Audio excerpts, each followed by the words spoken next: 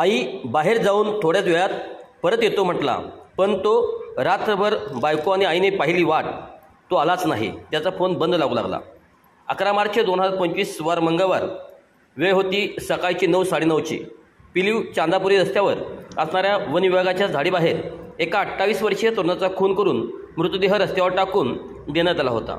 काही शेतकरी तिथून जात असताना हा मृतदेह दिसला. त्यांनी लगेच पिलीव पोलिसांना खबर दिली. घटनास्थळी पोलीस दाखल झाले आणि ओळख पटवण्याचे काम सुरू झालं. हा तरुण गावातीलच असल्याचं स्पष्ट झालं. पण या खुनाची वेदना, दाहकता आणि गंभीरता अशी होती की त्या प्रत्येकाच्या डोळ्यासमोर एक प्रश्न गिरट्या घालू लागला की कायद्याच्या राज्यात नेत्यांचे डोळे बंद आहेत की काय, कायद्याचा बडगा दाखवणारी खाकी झोपली की काय, अशा अनेक प्रश्न प्रत्येकाच्या मनात फिरू लागले.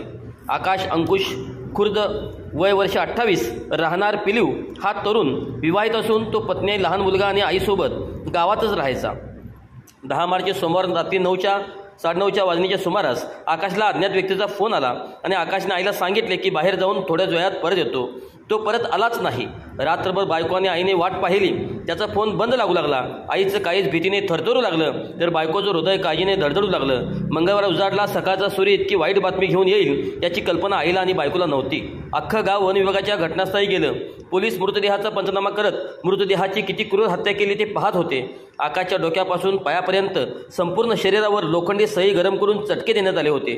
त्याच्या संपूर्ण शरीरावर चटक्याचे काही निशाण दिसून येत होते आणि या निशाणावरूनच आकाशाला झालेल्या वेदनांची क्रूरता दिसून येत होती.